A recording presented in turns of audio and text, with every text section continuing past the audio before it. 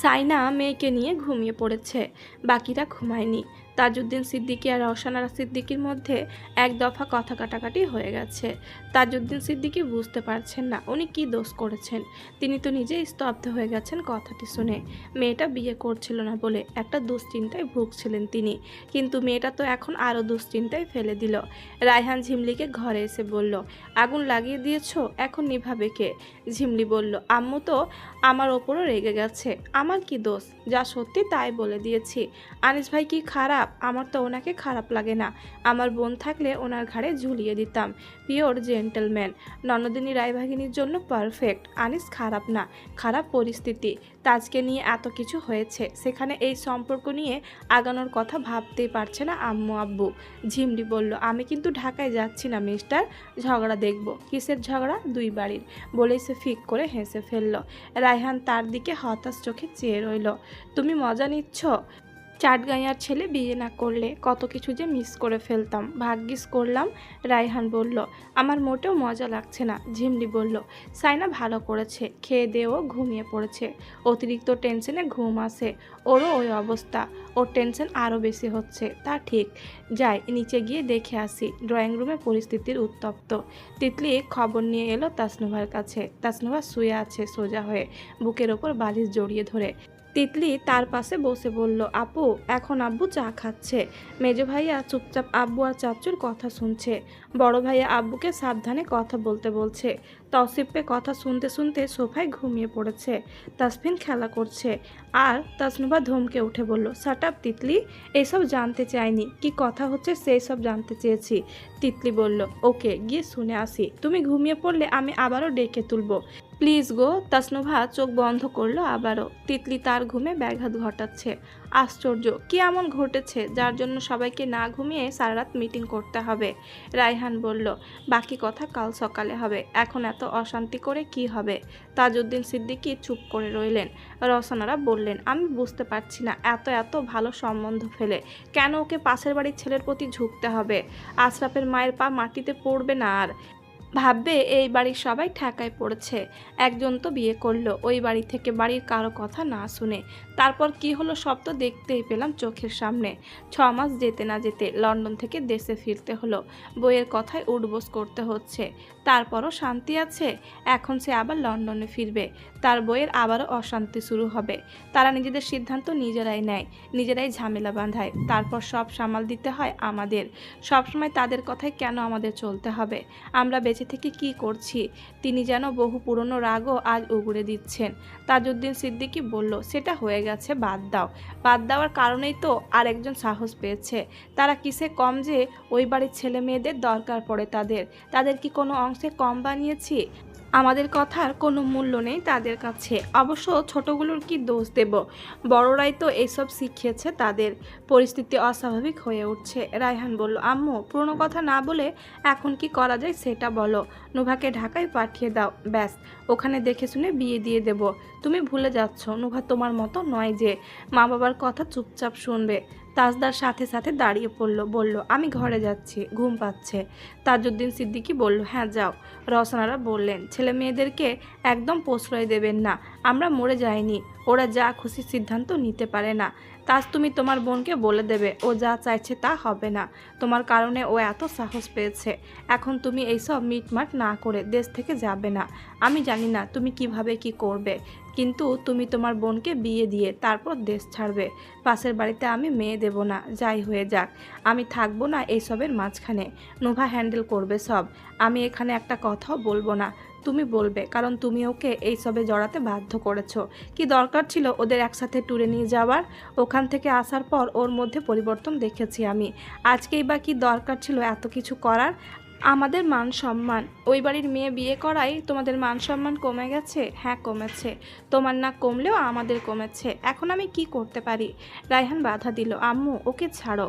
তাজদার চবর্গীয় শব্দ করে বলল, বলতে দাও। এখন আমি কি করলে তোমরা খুশি হবে সেটা বলো।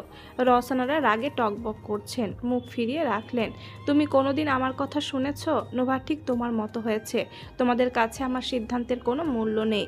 মেয়ের বাবা হয়েছ, যেদিন ও তোমার কোনো সিদ্ধান্তকে গ্রাহ্য করবে না সেদিন আমার যন্ত্রণাটা বুঝবে।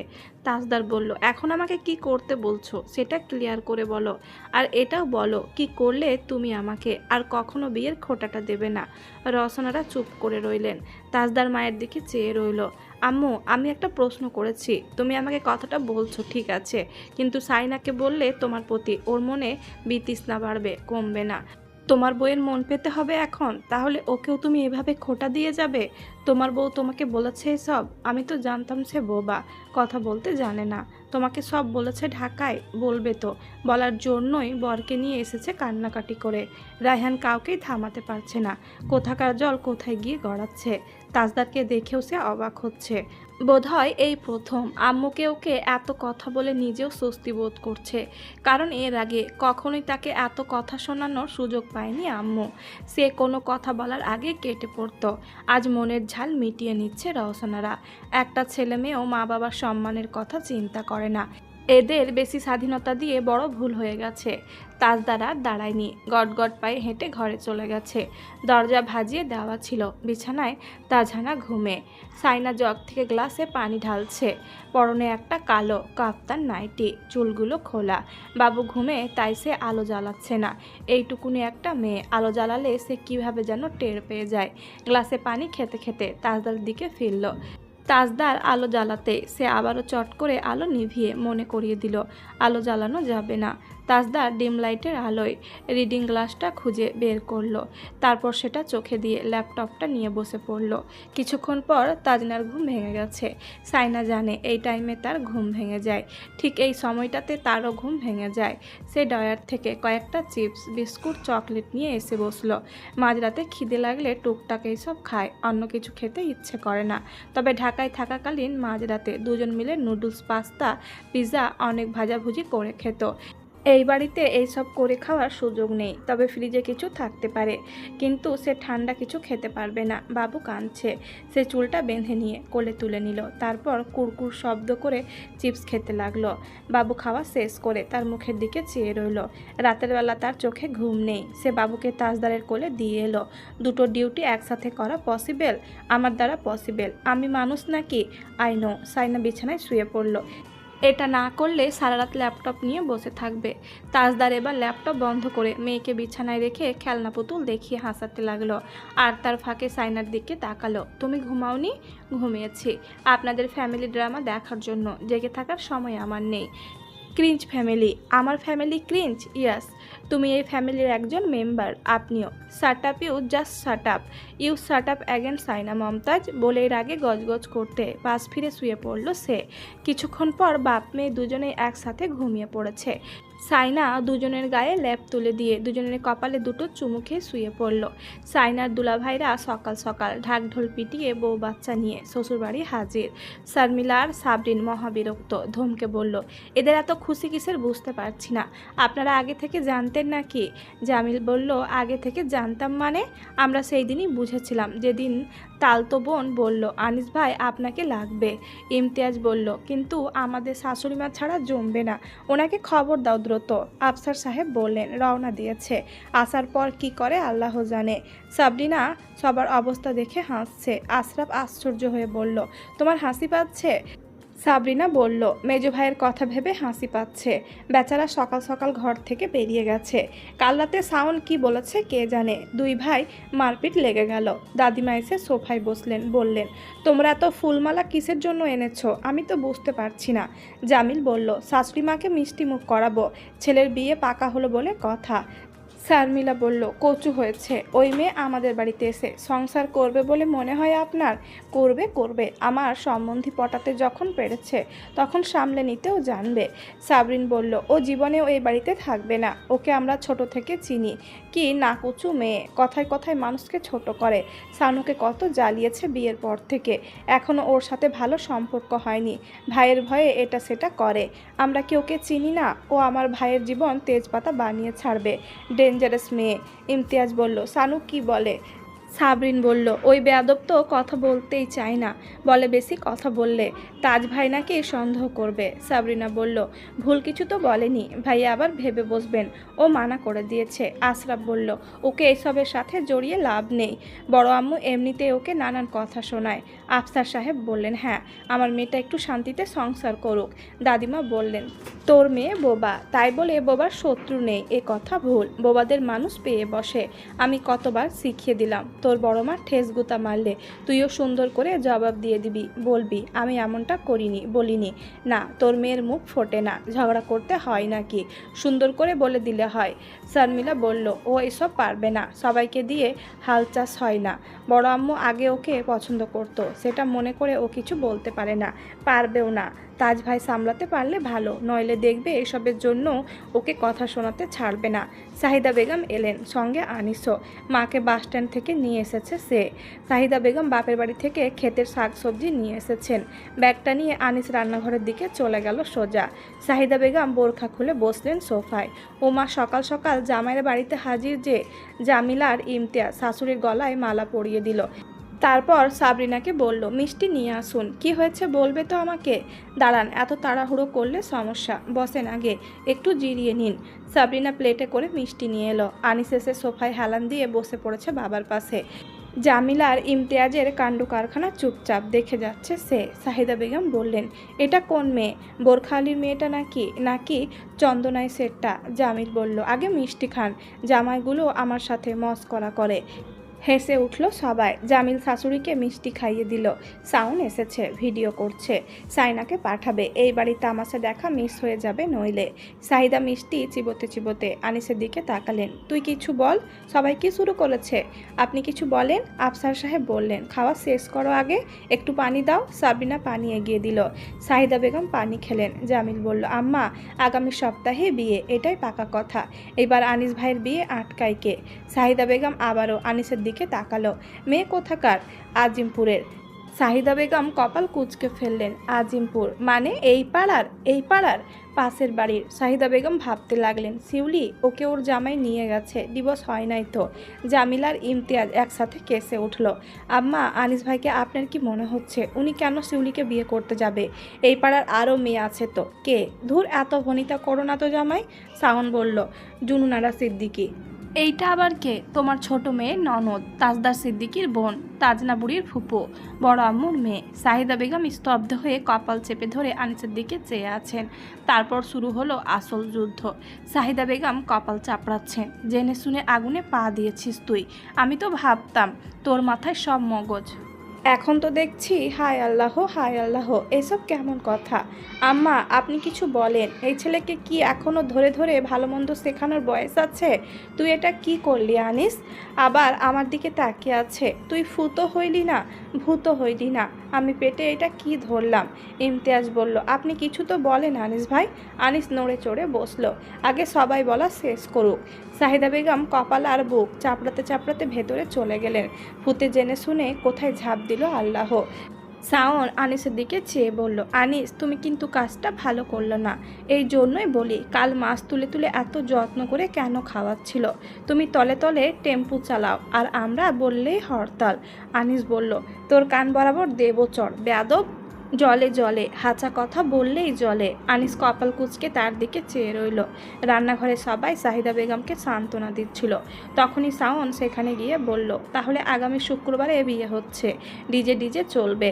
अभी तो पार्टी शुरू हो गया। শাহিদা তার নাচানাচি দেখে গর্জে উঠে তার দিকে চা ছাঁকনি ছুঁড়ে মেরে বললেন, তুই গোলাম, ওই বাড়িতে বাকি যেটা আছে ওটাকেও নিয়ে আয়। শাওন বলল, আম্মা আম্মা, আমি কিন্তু এইসব বিষয়ে ভীষণ সিরিয়াস, একদম মস্করা করবা না। নিয়ে আসতেও পারি, এক স্টেজে দুই ছেলের বিয়ে, হা হা হা। শাহিদা বেগম উঠে দাঁড়ালেন। ঝাঁটাইয়ান হোডে, গোলাম ওরছা গোলাম। শাওন দৌড়ে পালালো। সাবরিনা ঘরে গিয়ে দরজা বন্ধ করে হাসছে। সাইনা সকাল থেকে একদম চুপ, ঘর থেকে বিনা কারণে বের হলো না। রান্নাঘরে হাজারটা কথা চলছে, সে গেলে থেমে যাচ্ছে সবাই। সবার চেহারা দেখে অন্তত এইটুকু বোঝা হয়ে গেছে, কাল রাত থেকে তুফান যাচ্ছে এই বাড়িতে। সকাল থেকে তাজদার সিদ্দিকীর সাথেও তার কোনো কথাবার্তা হয়নি। সকালের নাস্তার টেবিলে একবার চোখাচোখি হয়েছিল, তারপর কোথায় যেন বেরিয়ে গেছে, ফোনও করেনি। দুপুরে বাড়ি ফিরল, তার মুখের দিকে তাকালো, সে তাকালো না। সে এইসব বিষয়ে কোনো কথা বলতেই চাইছে না। তাজদার গোসল করে তাজনাকে কোলে নিয়ে ঘুম পাড়ালো, তারপর খেয়ে দিয়ে রুমে এসে আবারও তার মুখের দিকে তাকালো। সাইনা একটু ভাত ঘুম দেবে। আম্মা ফোন করেছে, বলেছে বাড়িতে যেতে। সে যাবে কিনা যাবে না এখনো নিশ্চিত না। তাজদার হঠাৎ গমগমে গলায় খোঁচা মেরে বলল, পাশের বাড়ি আর আমার রুমে প্রচুর কারেন্ট, পা রাখা যাচ্ছে না। সাইনা সারাদিন চুপ থাকলেও এইটুকু বুঝতে পারছিল তাজদার সিদ্দিকী তার মুখ থেকে কিছু শুনতে চাচ্ছে, তাই সকাল থেকেই খোঁচাচ্ছে, এনিয়ে বিনিয়ে তার মুখ খোলার চেষ্টা করছে। অবশ্য তার এমন অবস্থা হয়েছে যে ইদানিং সাইনা ঝগড়া না করলে তার ভালোই লাগে না। সহজ কথায় পেটের ভাত হজম হয় না। সাইনা এবার তার ইচ্ছে পূরণ করলো, বিছানার চাদর ঠিক করতে করতে বলল, কারেন্ট বেশি জেনেও শখ খেতে গেলে পাশের বাড়ির কী দোষ? তাজদার কাবার্ড খুলতে খুলতে বলল, ভুল জায়গায় তারা কারেন্ট দেখায় কেন? কারেন্ট ক্ষতির জেনেও পা বাড়ায় কেন? কারণ ওদের শখ খেতে ভালো লাগে, পরে পুড়ে ছাই হয়ে গেলে তখন বোঝে মজা। আগুনে পুড়ে সোনা খাঁটি হয়, ওরে ডায়লগ। আপনি যেখানে যাচ্ছেন সেখানে যান। তাজদার বেরিয়ে গেল। বেলা পড়তেই তাজদার বাড়ি ফিরল। তার চিল্লা চিল্লি শুনে ঘুম ভেঙে গেল মা মেয়ের। সাইনা তাজনাকে বুকের ওপর নিয়ে চোখ বন্ধ করে শুয়ে রইল। হ্যালো। সাইনা চোখ মেলতে তাজদার সিদ্দিকীকে দেখল, তাদের দিকে ঝুঁকে আছে, চোখ মুখ অস্বাভাবিক। কি, আপনি আপনার বেবিকে নিয়ে 2 দিনের জন্য নাওয়ার যান, কিছু ফ্রুটস এনেছি, ওগুলো নিয়ে চলে যান, উঠুন। সাইনার কপাল কুঁচকে গেল। ইচ্ছে মতো চিল্লানোর জন্য তাকে চলে যেতে বলছে। সে চলে গেলে এখানে কি হবে সে কি জানে না? যাবে না সে ওই বাড়িতে। সে চুপচাপ বসে রইল বিছানায়। তাজদার বাবুর জিনিসপত্র গুছিয়ে দিতে লাগলো। সাইনা বিছানা থেকে নেমে ব্যাগটা টেনে নিয়ে জায়গা মতো রেখে দিল। তাজদার অবাক হয়ে তাকালো তার দিকে, বলল, কি সমস্যা? সাইনা বলল, আমি চলে গেলে আপনি এখানে ইচ্ছে মতো চিল্লাতে পারবেন। এই প্রশ্নটাই কিছুটা প্রশ্রয় ছিল। তাজদার নিচের ঠোঁট কামড়ে তার দিকে তাকালো, তারপর মুখ ফিরিয়ে রাখলো। নাকের পাটা কাঁপছে। সাইনা বলল, আপনি কি ভাইয়ার সাথে কথা বলেছেন? বলেছি। কি বলেছে? তার সময় লাগবে। আপনি এই সামান্য কথাটায় অপমানিত? অফকোর্স। এবার সাইনার দিকে দৃষ্টি ফেলে বলল সে। সাইনা কপাল কুঁচকে বলল, এখন কি সিদ্ধান্ত নিয়েছেন তাজদার সিদ্দিকী? নোভাকে আমি ভালো একটা ছেলে দেখে আগামী 1 সপ্তাহের মধ্যেই বিয়ে দিয়ে দেশ ছাড়াবো। That's my promise. তারপর আর কিচ্ছু না। আমি বলছি তুমি চলে যাও, আমাকে আমার মতো করে আমার ফ্যামিলির সাথে ডিল করতে দাও। আমি থাকলে কি সমস্যা? সাইনাকে চেপে ধরে বিছানায় বসিয়ে দিয়ে সে বলল, অনেক সমস্যা। সাইনা কুকড়ে গেল। জানোয়ারের মতো হাত, সরি। সাইনা হাত সরিয়ে নিল। তাজদার ছাড়ল না দেখে বাহুতে কামড় বসিয়ে দিল। দূরে যান। তাজদার বেরিয়ে গেল গটগট পায়ে হেঁটে। সাহিদা বেগম ফোন করেছেন। সাইনা ফোন রিসিভ করে চুপ করে বসে রইল। শর্মিলা বলল, সানু, তাজ ভাই কি তোকে কিছু বলেছে? সাইনা গর্জে বলল, লাউড স্পিকার দাও আপা। শর্মিলা লাউড স্পিকার দিল। সাইনা বলল, আম্মা কোথায়? সাহিদা বেগম বললেন, আছি বল। মেয়ে বিয়ে দেওয়ার সময় লন্ডনওয়ালা দেখে বিয়ে দিয়ে ফেলেছ চোখ বন্ধ করে, এখন ছেলের বউ আনার সময় এত নাটক কেন? আমি মেয়ে বলে ছেলে আগে খারাপ ছিল জানার পরও বিয়ে দিয়ে বোঝা নামিয়ে ফেলেছিলে, তাই না? মেয়েই তো, জাহান্নামে যাক, আমার কি। কিন্তু ছেলের বউ তো যেমন তেমন আনা যাবে না। সাবরিন বলল, তোমার মেয়েও কিন্তু শ্বশুরবাড়ির হয়ে কথা বলছে আম্মা। আম্মা একটা কথা ভালো করে শোনো, ওই মেয়ে বেয়াদব, গুরুজন ছোটজন মানে না, যেমন তার ভাইও মানতো না। তার সাথে আমি সংসার করছি। তোমার ছেলে যদি ভালো সংসার করতে পারবে তাহলে সেখানে তোমরা কে? তুই তো ননদের হয়ে কথা বলছিস। মেয়েটা তোর সাথে কি কি করেছে ভুলে গেছিস? কিচ্ছু ভুলিনি, ভুলবও না। কিন্তু আমার ভাই তাকে পছন্দ করলে সেখানে আমি কে মানা করার? সেও তার ভাইকে মানা করেছিল আমাকে বিয়ে না করার জন্য। তার ভাই শোনেনি। আমার ভাইকে আমি সে কথা বলতেও পারবো না। ও করবে না বিয়ে, জেনে শুনে অশান্তি কেউ জীবনে টেনে নেবে না। আকারে ইঙ্গিতে বলছে, বড়দের সম্মতি না থাকলে অশান্তির মধ্য দিয়ে সে কোনো বিয়ে শাদী করবে না। সাইনা ফোন কেটে দিল। বাইরে গিয়ে শুনলো তাজদার তাসনুভাকে বলছে, তুমি কাল সকালে আমার সাথে ঢাকা যাচ্ছ। একটা কথাও শুনতে চাই না আমি। তাসনুভা চুপচাপ মেনে নিয়ে ঘরে চলে যাচ্ছিল, তখনই সাইনার সামনে পড়ে গেল। তারপর নিজের ঘরের দিকে চলে গেল। সাইনা তার পাশ কেটে চলে যাচ্ছিল, তখনই তাজদার তার হাত ধরে টেনে নিয়ে ঘরে এলো। বলল, চলো আমি দিয়ে আসি। যাব না আমি কোথাও। আপনার গলা ফাটিয়ে চিল্লাতে ইচ্ছে করছে, যান চিল্লান, আমি কিছু বলবো না।